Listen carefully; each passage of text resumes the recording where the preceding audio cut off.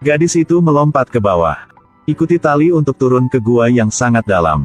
Pacar di belakang lebih nekat. Dia tidak membutuhkan alat pelindung, lompat saja ke bawah. Ternyata dia menyiapkan parasut. Ini adalah gua alam terdalam dan paling berbahaya di dunia. Disebut gua induk oleh para petualang. Lihat dari atas. Seluruh gua terlihat seperti lubang raksasa. Pria itu barusan adalah seorang taipan lokal. Dia disebut miliarder Carl. Untuk membuat pacarnya bahagia, dia menghabiskan banyak uang untuk mengundang seorang petualang terkenal Frank untuk melakukan ekspedisi dengan timnya. Mereka sudah berada di gua selama total 35 hari. Tapi hanya sampai kedalaman 2000 meter. Mereka mencoba menemukan tempat di mana gua terbuka ke laut. Pada titik ini Frank dan salah satu tim mulai menyelam. Mereka mencapai mulut gua yang agak sempit. Jika ingin menyelam, mereka harus menggunakan tangki oksigen. Tetapi ketika pintu masuk, rekan satu tim wanita itu terjebak. Untungnya Frank membantunya keluar dari bahaya tepat waktu. Setelah keluar, mereka mencapai sebuah gua ada yang berbentuk seperti mata. Ini adalah tempat yang belum pernah dikunjungi manusia sebelumnya. Karena mereka tidak membawa tangki oksigen cadangan. Jadi mereka harus kembali. Tapi saat itu, tabung pernapasan kawan itu rusak. Jadi air laut membanjiri baju pelindung. Tubuhnya mulai tenggelam. Pada titik ini, Frank membuat keputusan yang berisiko.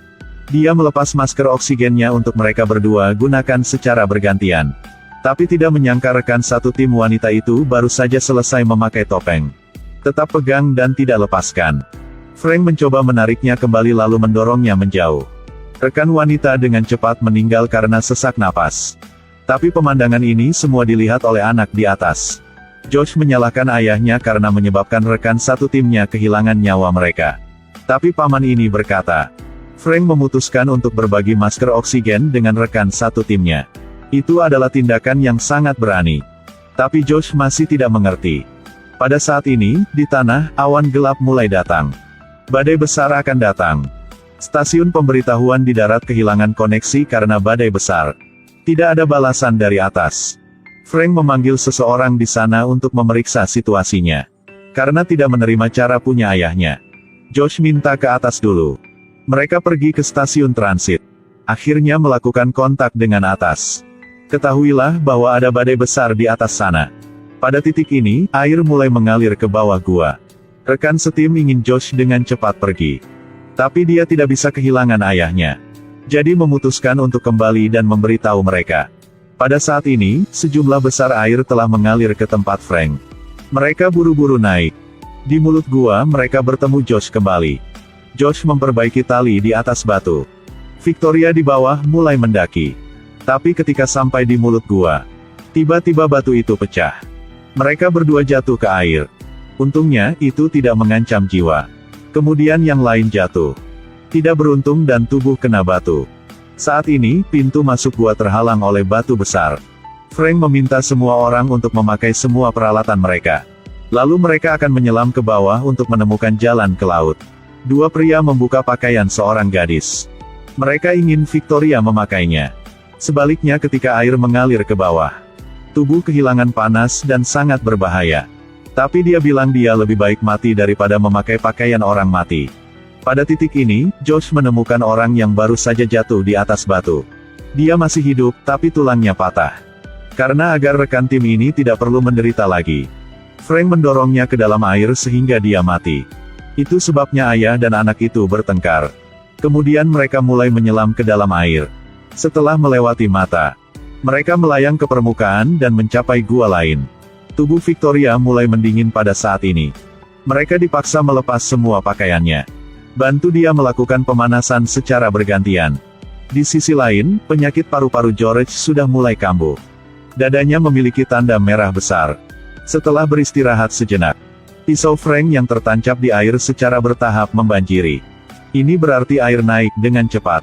Mereka harus terus bergerak. Tidak terlalu jauh, penyakit paru-paru George semakin parah. Mulut dia batu keluar darah jadi dia tahu dia tidak akan hidup lebih lama lagi. Frank menyadari dia tidak bisa mengikuti. Harus kembali untuk mencari. Tapi hanya respirator yang terdeteksi. Dan sebuah tulisan di dinding. George ada di sini. Frank berteriak keras. Tapi tidak ada balasan. Dia sebenarnya bersembunyi di sudut. Karena dia tidak ingin membebani semua orang. Dia memilih untuk diam-diam menunggu untuk mati. 4 orang terus bergerak ke lubang air yang dalam. Satu-satunya jalan keluar adalah gua di seberang tembok. Josh mengumpulkan keberanian untuk memanjat untuk mengaitkan tali. Dia mencoba untuk tetap tenang. Bergerak selangkah demi selangkah. Akhirnya dia menghela nafas. Lalu lompat untuk memegang batu. Kemudian gunakan yang terbaik. Sukses naik ke puncak. Kemudian giliran Victoria yang lulus. Tapi dia terpeleset dan jatuh. Rambutnya tersangkut di kawat. Dia berteriak kesakitan. Kulit juga mengelupas tambalan. Dia mengambil gunting untuk memotong rambutnya. Tapi Frank menyuruhnya untuk tidak menggunakan pisau atau dia akan memotong talinya. Tapi dia tidak bisa menahan rasa sakit lagi. Masih memutuskan untuk mengguntingnya. Pacarnya mati. Carl menjadi depresi dan menyalahkan Frank. Lebih mengkhawatirkan adalah barang bawaan yang jatuh ke pusaran air dengan Victoria sebelumnya. Sekarang hanya ada satu pakaian selam yang tersisa. Sesampainya di depan danau, Carl memanfaatkan ketika mereka tidak memperhatikan. Ambil satu-satunya pakaian selam dan pergi. Ayah dan anak sekarang terjebak dalam gua sedalam 2000 meter. Tiba-tiba Josh melihat banyak kotoran kelelawar di sebelahnya. Dan kelelawar tidak akan tahu cara menyelam. Jadi mungkin gua kelelawar ini akan terbuka keluar. Keduanya segera naik. Dalam situasi ini, cinta antara ayah dan anak jauh lebih hangat wam. Kemudian mereka mencapai pintu masuk gua dan akhirnya melihat cahaya. Di atas adalah daratan. Tapi tidak ada peralatan pendakian. Jadi ingin naik itu tidak mungkin. Keajaibannya adalah ada tank Jepang di sini.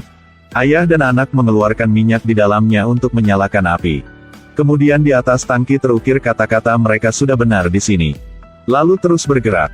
Mereka datang ke sungai bawah tanah. Di sini mereka tidak sengaja bertemu Carl yang sedang dalam masalah. Josh cukup baik untuk memberinya beberapa kue. Carl mengatakan bahwa saya sedang panik sekarang. Itu sebabnya saya melakukannya. Tapi sampai Frank tidak menyadarinya. Sekali lagi bermain buruk dengan ayah dan anak. Keduanya berjuang untuk sementara waktu. Frank kemudian dijatuhkan ke tanah olehnya. Josh menghancurkan obor padanya. Lalu pukul dia sampai mati di air. Beri dia satu pukulan pada satu waktu. Mengetahui dia tidak bisa mengalahkan Josh, dia berpura-pura mati dan tidak melawan lagi. Kemudian dia melompat ke dalam air dan melarikan diri. Frank tertancap batu tajam di tulang punggungnya. Sepertinya dia juga tidak akan berhasil lolos dari sini. Frank berkata kepada putranya, "Percayalah pada gua. Ikuti sungai, kamu akan keluar." Frank memohon pada Josh untuk menenggelamkan dirinya ke dalam air. Pada titik ini, Josh mengerti mengapa ayahnya melakukan ini sebelumnya. Setelah beberapa saat perjuangan ideologis, dia mendorong ayah ke dalam air. Biarkan ayah mati dengan tenang. Setelah itu, Josh membawa tangki oksigen terakhir untuk melanjutkan perjalanannya. Dalam perjalanan untuk bertemu Carl meninggal karena mati lemas. Cahaya bercahaya perlahan memudar. Josh menambil gigi anjing yang bersinar untuk menerangi jalan. Itu adalah hadiah yang pernah diberikan ayahnya kepadanya. Tangki oksigen cepat habis. Dia menahan napas lalu mengikuti dinding batu untuk terus bergerak. Josh secara bertahap jatuh ke dalam keadaan kehilangan kesadaran. Sementara itu dia tiba-tiba melihat ayahnya. Pria itu berbicara kepadanya dengan lembut. "Ayo nak, pintu keluarnya ada di depanmu." Josh tiba-tiba terbangun dan melihat kilatan cahaya. Dia mencoba yang terbaik untuk berenang melewatinya. Akhirnya keluar dari air. Film ini didasarkan pada kisah nyata petualang Andrew White. Saat menjelajahi Australia, edit ulang. Menghadapi bahaya di depan. Kebaikan dan kejahatan manusia benar-benar tidak dapat diprediksi. Beberapa orang secara sukarela mengorbankan diri mereka seperti George. Beberapa orang hanya ingin hidup. Yang rela membunuh rekan satu timnya seperti Carl. Dalam situasi seperti itu, adakah yang tahu apa pilihannya nanti? Hanya bisa mengatakan saja pada semua orang bahwa sebaiknya jangan pergi ke tempat berbahaya seperti ini. Buku wanita yang sangat mahal diletakkan di kursi di MRT. Frances melihat sekeliling dan tidak ada orang di sekitar dan dengan lembut mengambilnya. Tapi jangan berpikir buruk, dia tidak ingin memilikinya. Selain itu, juga untuk mencegah tas dicuri oleh orang jahat. Frances awalnya ingin mengembalikan tas kepada orang yang kehilangannya. Tetapi kemudian dia menemukan bahwa semua anggota staf udah pulang. Dia tidak punya pilihan selain membawa pulang tas itu. Sahabat Frances, Erika, melihatnya dan menjadi sangat bersemangat. Dia ingin melihat apa yang ada di dalam tas orang kaya. Jadi dia mengabaikan keberatan Frances untuk membukanya. Hasilnya di dalam hanya ada satu KTP. Mungkinkah pemiliknya sengaja masukin? Jadi keesokan harinya Frances pergi ke alamat di KTP langsung ke rumah orang yang kehilangan tas. Pemiliknya adalah seorang wanita tua yang sangat modis. Dia sepertinya tidak memperhatikan tas yang hilang sama sekali. Tapi antusias mengundang Frances ke rumah untuk minum kopi. Meskipun Frances merasa agak aneh, dia tetap masuk ke dalam. Begitu dia duduk, Frances mendengar suara ketukan di papan kayu. Greta buru-buru menjelaskan bahwa itu karena rumah sebelah sedang diperbaiki. Setelah mengatakan itu, dia berdiri dan berteriak ke dinding di sebelahnya. Benar saja, suaranya menghilang. Melihat ini, Frances secara bertahap menurunkan kewaspadaannya. Pada saat yang sama, Greta juga senang berbicara. Greta memberitahu Frances bahwa suaminya telah meninggal. Putri satu-satunya lagi belajar di Paris. Sekarang dia sendirian di rumah besar ini, sangat kesepian. Frances menjadi sedikit bersemangat setelah mendengar itu, ibunya juga meninggal tahun lalu. Tinggal sendirian di New York. Meskipun dia memiliki teman dekat, dia sering merasa kesepian. Semakin banyak berdua berbicara, semakin tambah dekat. Frances tampaknya telah menemukan sosok ibunya di Greta. Beberapa hari kemudian, Frances sepertinya datang ke rumah Greta setiap hari. Ini membuat sahabatnya Erika merasa ada yang tidak beres. Dia dengan ramah mengingatkan Frances untuk tidak mudah tertipu dengan kata-kata orang asing. Tapi Frances tidak mendengarkan dan pergi ke rumah Greta untuk makan malam sendirian. Greta kemudian meminta Frances untuk pergi ke lemari dan mengambilkannya lilin. Itu hal yang sangat normal. Tetapi ketika Frances membuka lemari, dia tercengang. Di dalamnya ada tas bermerek yang dia ambil di MRT. Setiap tas memiliki nama di atasnya. Salah satunya ada nama dia juga. Frances sangat takut. Mungkin tas ini memang sengaja ditaruh Greta di MRT untuk dijadikan kail pancing. Tujuannya adalah untuk memikat orang jujur seperti dia. Kemudian lakukan hal-hal mesum. Kalau dipikir-pikir, Frances tidak ingin makan lagi. Dia dengan cepat meninggalkan rumah Greta dengan alasan suasana hatinya yang buruk. Dia menceritakan semua ini kepada sahabatnya. Setelah mendengar ini, sahabatnya sangat mendukung dia memutuskan segalanya dengan Greta. Tapi mengundang itu mudah, tapi mau lepas, sulit. Pada hari kedua Frances tidak peduli dengan Greta, dia menerima banyak pesan yang melecehkan dari Greta. Melihat bahwa Frances masih tidak peduli padanya, dia langsung pergi ke restoran tempat Frances bekerja. Ini membuat Frances tak tertahankan. Dia langsung berbicara dengan Greta. Saya pernah melihat tas di lemarinya. Bisakah ibu berhenti berpura-pura seperti itu? Setelah mengatakan itu, dia berbalik dan pergi. Frances berpikir bahwa adalah mungkin untuk melarikan diri dari pengejarannya. Tapi dia tidak tahu itu, seseorang seperti Greta sangat mesum. Semakin Anda menolak, dia akan semakin tertarik. Wanita ini cabul. Dia sengaja meletakkan tas tangan desainernya di kursi MRT.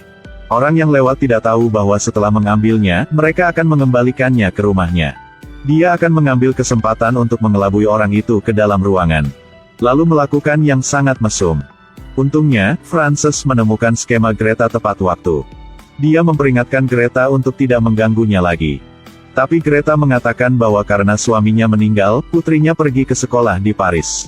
Dia sangat kesepian di hatinya, jadi dia memikirkan cara ini untuk mengenal beberapa teman yang menawan. Semoga Frances tidak salah paham. Frances masih sangat marah setelah mendengar ini. Dia bilang wanita tua itu sakit jiwa. Kemudian segera putuskan semua kontak dengan Greta. Tapi Greta tidak berniat melepaskannya. Ucapkan kata-kata manis. Dan aku menjagamu. Melihatnya tidak ada hasil. Dia benar-benar seperti tembok yang berdiri sepanjang hari di depan toko tempat Frances bekerja. Ini membuat Frances sangat ketakutan, dia segera memberitahu polisi. Tapi polisi bilang mereka tidak punya pilihan. Karena Greta juga tidak mengancamnya. Tanpa pilihan lain, Frances hanya bisa menghindarinya seolah-olah dia menghindari kejahatan. Sampai suatu hari dia tidak tahan lagi. Sekali lagi memperingatkan Greta untuk menjauh darinya. Tanpa diduga Greta mendekatinya dengan arogan. Bukankah kamu mengatakan menempel pada orang-orang seperti permen karet? Kenapa sekarang katakan harus berubah? Setelah mengatakan itu, dia langsung meludahkan permen karet ke rambut Frances. Ini membuat Frances yakin bahwa dia psikotik.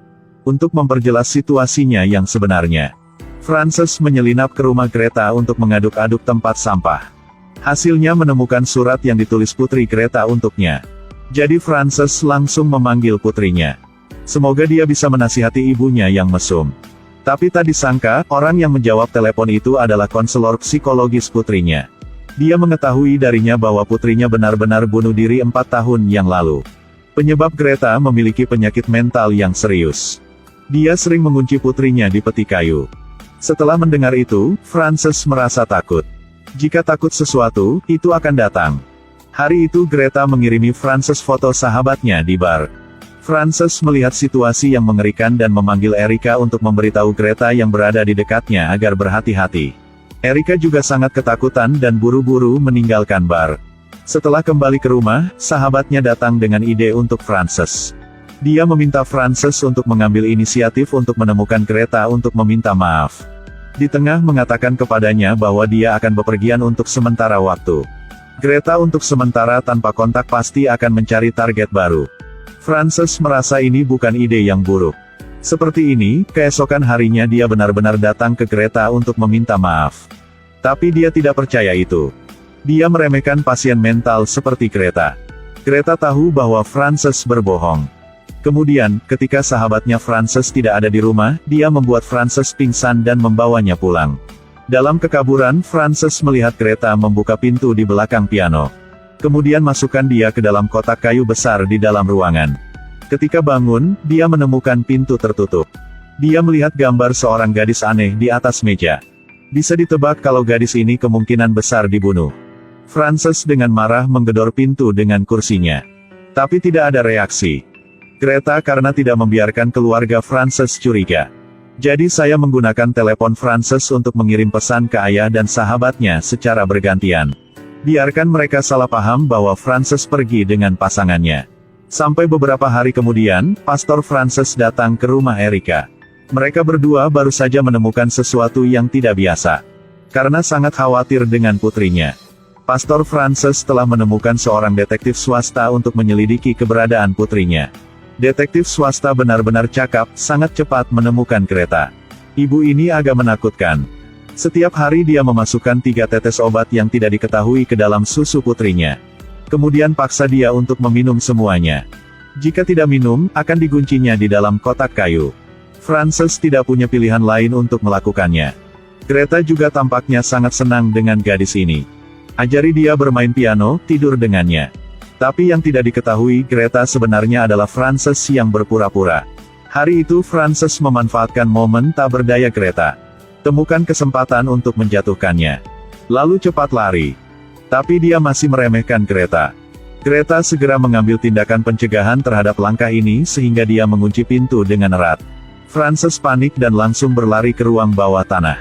Akibatnya, dia melihat tubuh putrinya yang sebelumnya dibunuh oleh Greta. Frances sangat takut. Pada saat ini, Greta terbangun dengan lembut muncul di belakang Frances. Frances pingsan karena anestesi. Tidak masalah muncul, kali ini Greta langsung mengikat Frances ke tempat tidur. Pada saat yang sama, detektif swasta juga tiba di rumah Greta. Frances yang mendengar percakapan mereka mulai berjuang. Dia ingin menarik perhatian detektif. Detektif itu juga memperhatikan gerakan di belakang alat musik itu. Dia perlahan menggerakkan alatnya. Tanpa diduga, pada saat ini, Greta mengambil jarum dan berjalan di belakangnya. Dia terus-menerus tusuk kepadanya membuat detektif pingsan. Greta sangat kejam, dia menggunakan pistol untuk membunuh detektif. Ini membuat Frances sangat sedih. Dia merasa bahwa dia pasti sudah selesai kali ini. Di sisi ini, Greta juga sepertinya sudah menyerah pada Frances dan mulai mencari target baru. Tas yang sama, tempat yang sama. Kali ini pemetiknya adalah seorang gadis berambut coklat pendek. Dia, seperti Frances, pergi ke rumah Greta. Greta dengan antusias mengundangnya ke dalam rumah. Dia juga tidak menolak. 2 orang minum kopi dan berbicara sepanjang hari. Tiba-tiba Greta merasa bingung dan jatuh ke lantai. Ternyata gadis ini adalah Erika, sahabat Frances yang menyamar sebagai. Dia berada di kereta bawah tanah mencari tas biru untuk waktu yang lama. Frances dari kamar mendengar suara sahabatnya mulai bergerak. Erika mengikuti suara itu untuk menemukan Frances, keduanya saling berpelukan erat. Kemudian mereka mengunci kereta di dalam kotak kayu. Diam-diam menunggu polisi datang. Setelah menonton, saya hanya ingin mengucapkan satu kalimat. Ingat, jangan sembarangan mempercayai orang asing. Seperti Frances masih beruntung. Pada kenyataannya itu akan menjadi 10.000 kali lebih menakutkan. Baiklah, inilah film hari ini. Terima kasih atas minat kalian semuanya. Sampai jumpa. Secangkir kopi panas tumpah di kepala. Semua orang di sekitar tercengang. Gadis itu memutar matanya. Tapi masih belum bisa berkata apapun. Dia dengan malu-malu mencuci rambutnya dan mengganti pakaiannya. Duduk di kantor diam-diam menangis. Rekan-rekan bergiliran menunjuk. Kasih dia nama, cewek gak tahu dirinya. Akhirnya saat siap pulang kerja. Dia dipegang oleh seorang pria. Kenapa tidak mengangkat teleponnya? Mereka terlihat seperti pasangan. Tapi tidak semudah seperti itu. Jadi Yeon Seo merasa dikhianati. Makanya minta putusnya. Dia berjalan keluar dengan marah, tiba-tiba teleponnya bergetar lagi. Keluarkan HP untuk memeriksa, dia langsung kaget. Jika mereka putus, semua rahasianya akan terungkap. Apakah kamu ingin menjadi terkenal di seluruh negeri? Pada saat ini, sebuah mobil perlahan berhenti. Pria itu menatapnya dan menyuruhnya masuk ke dalam mobil. Siapa sangka saat berjalan di jalan, mobil lain lewat. Buat dia menjadi gila. Hei iblis, apakah kamu suka bermain? Setelah mengutuk, dia menoleh ke Yeon Seo lagi. Mengapa kamu tersenyum? Kamu harus menghentikan kebiasaan itu. Tapi setelah beberapa saat, dia tampak acuh tak acuh. Jadi dia mulai keraskan suaranya. Jadi kamu tidak menghargai saya. Itu sebabnya terjadi karena memandang rendah saya. Gadis tidak ingin mati, jadi dia memohon dengan mendesak. Tapi cowok ini tidak berhenti. Ketika mobil sampai di gang kecil, dia menyeret Yeon Seo ke bawah untuk bertarung. Berhenti meninju dan menendang, memukulinya hingga memar wajahnya. Hancurkan cinta ini. Ingat kata-kata manis yang pernah dikatakan pria itu kepadanya. Dia merasa sangat menyesal. Kemudian dokter mendiagnosisnya sebagai trauma psikologis. Itu dianggap terlalu buruk. Tanpa diduga seorang pria karena dia bertemu dengannya. Ini sangat buruk, tidak bisa katakan apapun. Pada hari hujan, pertama duduk di salah bus dan turun di tempat yang salah. Beruntung melihat payung, tapi rusak. Menyalakan sebatang rokok dan hendak merokok, tetapi air mengalir ke kepalanya. Kemudian berjalan di jalan, menendang kaki sendiri hampir jatuh. Dia meminta Yeon Seo untuk menendang sandalnya. Tapi kakinya sangat pintar sehingga sandalnya terbang jauh. Baru bisa masuk ke gedung, payung yang rusak menusuk tangan sendiri. Dia ingin masuk ke lift. Gerak-gerak Yeon Seo membuat dia menjadi orang bodoh. Wo Jung sangat marah tapi dia tidak tahu harus berbuat apa. Memukulin dinding begitu keras sehingga hampir mematahkan lengannya. Setelah itu, dia pergi ke toko serba ada untuk makan malam. Tapi tidak ada sup di mangkuk mie. Dia meminta staf untuk menukar mangkuk lain. Mengapa mie ini tidak ada sup? Melihat Wo Jung menggerutu untuk waktu yang lama. Staf memperingatkan jika dia tidak pergi, staf akan memanggil polisi. Begitu dia marah. Wo Jung akhirnya harus diam dan habisin mie itu. Tapi itu pasti dimakan terlalu cepat. Belum sampai ke rumah. Dia langsung merasa perut tidak enak. Lubang gat akan segera terbuka. Wo Jung tidak bisa berjalan lagi. Berharap tidak ada orang di sini sekarang. Ibunya menarik dia masuk dan bertanya apakah dia sudah makan. Makan apa lagi? Yang dia butuh sekarang adalah ke toilet. Tidak ada waktu untuk membalas. Tanpa diduga mendorong pintu terbuka. Ayah sedang duduk di dalam. Tunggu sebentar. Bahkan raja harus mengalah. Tetapi sang ayah tidak tahu bahwa ada bom akan meledak. Dia terus-menerus meraih putranya untuk dikutuk. Seperti yang diharapkan, bomnya meledak.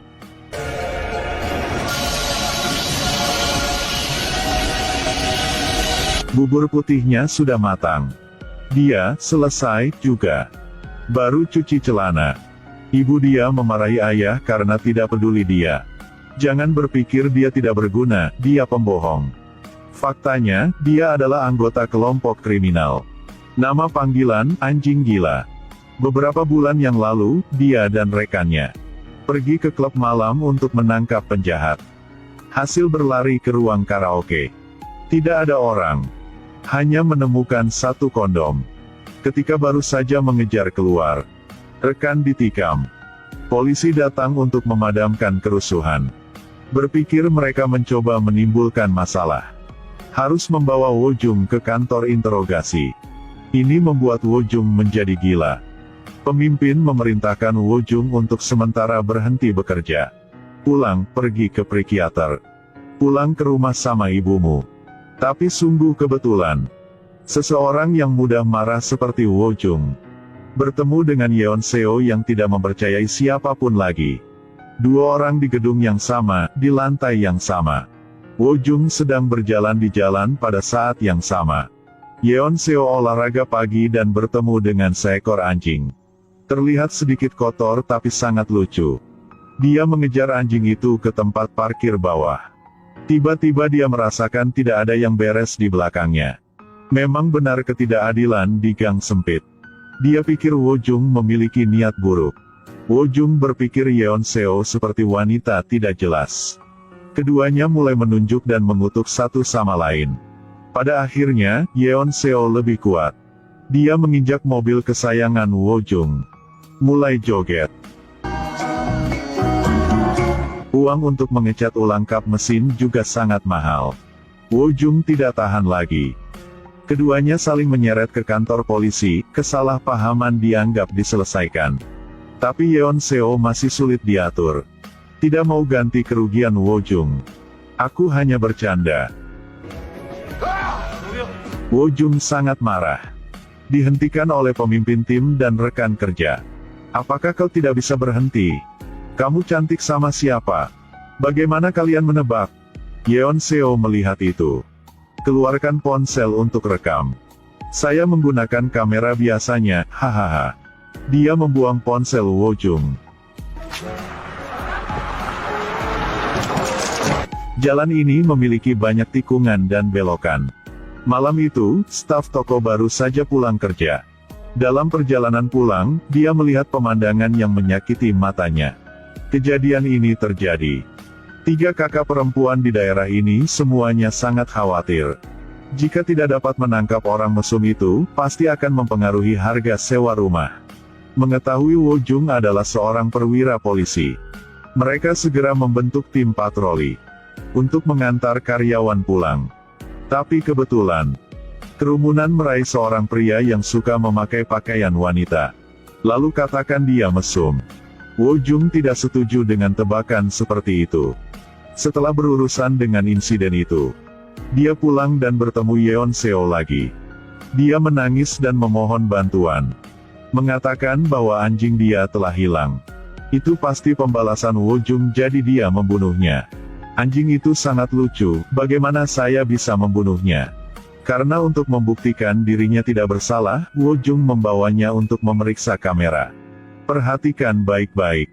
Seorang anak laki-laki memegang anjing itu di taman. Hei, anak-anak nakal, mengapa mengambil anjing tanpa izin seperti itu? Setelah menemukan anjing, Yeon Seo mulai mempercayai Wojung. Dia menyarankan bahwa dia ingin belajar bagaimana membela diri, yang bisa membunuh lawan. Yang jelas Wojung tidak setuju. Tapi Yeon Seo memohon dengan cara seperti ini. Siapa yang bisa menahan? Hasil, coba lagi. Dia sakit dan jatuh ke lantai. Bangun keesokan harinya, Wojung ingin menyingkirkan nasib buruk. Melanjutkan penyelidikan kasus kriminal itu. Melalui telegraf, dia tahu bahwa akan lebih mudah bagi gadis-gadis untuk mendekati penjahat itu.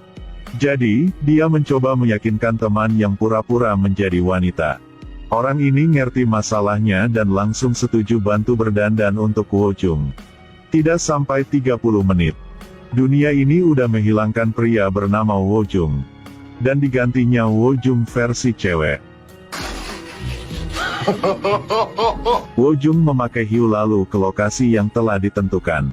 Pria itu malu, begitu juga Wojung. Keduanya ragu-ragu akhirnya memutuskan untuk pergi buat memeriksa barang.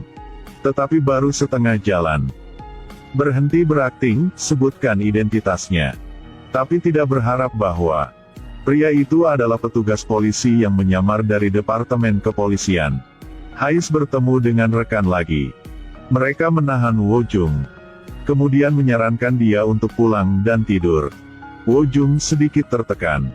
Bahkan tidak melepaskan penyamarannya dan langsung pulang. Sekali lagi, Yeon Seo muncul di depannya lagi. Lihat kaki panjang ini. Terkejut, dia duduk di tanah. Film lucu ini berjudul Jika Gila Baru Cinta. Ini film yang sangat bagus buat ditonton.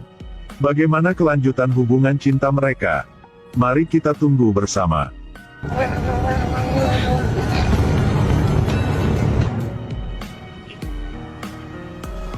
Iya Tuhan, tidak ada listrik dari tadi. Buat apa saya beraktif?